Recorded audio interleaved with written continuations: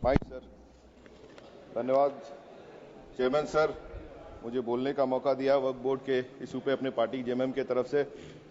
मैं इस विधेयक का विरोध करने के लिए खड़ा हुआ हूं और कानूनी दावपेच पे बड़े सभी लोगों ने बिंदुवार बातों को रखा है, मैं उन सभी चीजों को दोहराऊंगा नहीं।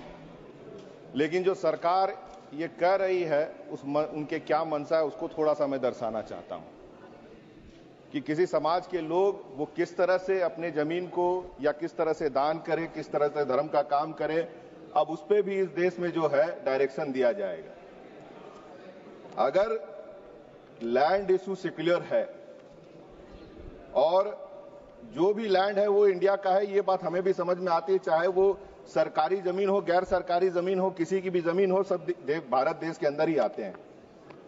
लेकिन भारत देश के अंदर चाइना इतना अंदर घुसे चला जा रहा है, इतना सारा आपका जाकर के वहां पे बिल्डिंग्स बन रही है, आर्टरी वो लोग ला रहे हैं, उस पे जो है ये लोग कहीं बोलने नहीं जाएंगे। यूएसए में जाकर के हमारे जो नेता हैं, जिस तरह से हमारे देश और सम्मान को जो है वहां पे कहिए कि एक तरह से बेइज्जत करके आ गए।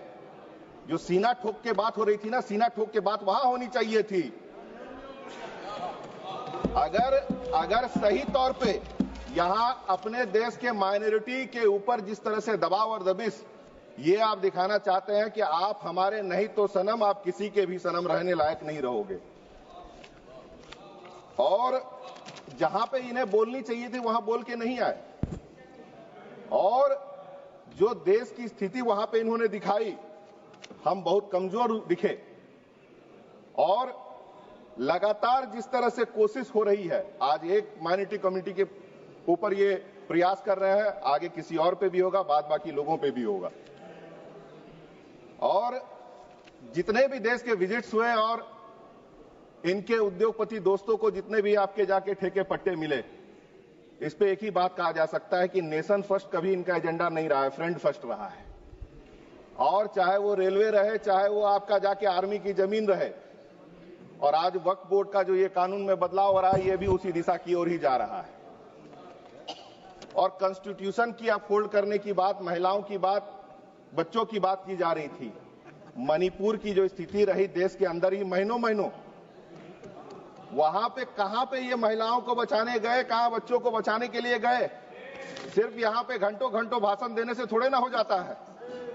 जो स्थिति मणिपुर के अंदर, देश के बाहर की तो छोड़िए, देश के अंदर की स्थिति थी वो, और वहां की जो स्थिति रही उसको हम लोग भली भांति देखे कि वहां पे किस तरह से लोगों को तकलीफ झेलनी पड़ी। शुगर कोटिंग करने से कॉन्स्टिट्यूशन, वुमेन अपलिफ्टमेंट, बच्चों की सुरक्षा, अनाथों की सुरक्षा, इन सब बातों से इनका कोई सरोकार नहीं है। सर, मैं ये कह सकता हूं कि कोई भी रिलीजन यहां इस देश में फॉलो करे, ये कॉन्स्टिट्यूशन, ये हमारी कॉन्स्टिट्यूशन की तरफ से अधिकार मिला हुआ है कि हम धर्म करें, कर्म करें, डोनेट करें, लेकिन उसमें भी आज अब इन्हें जो है दिक्कत होने लगी है।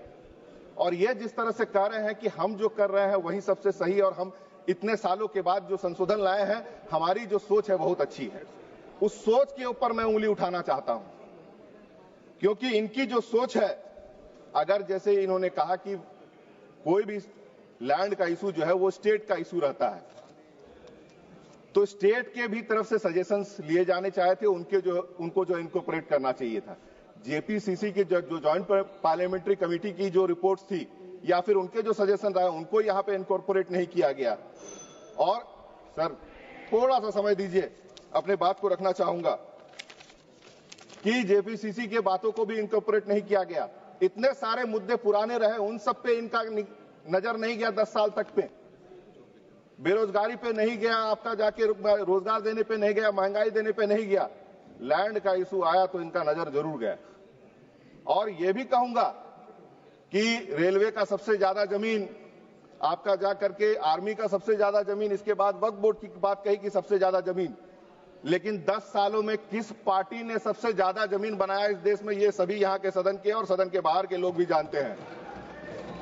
और 4 पंक्ति लास्ट में कह के मैं समाप्त करना चाहूंगा। जो आज ये लोग दर्शा रहे हैं उसके ऊपर, गाली को प्रणाम समझना पड़ता है, मधुशाला को धाम समझना पड़ता है। आधुनिक कहलाने की अंधी जिद में रावण को भी राम समझना पड़ता है।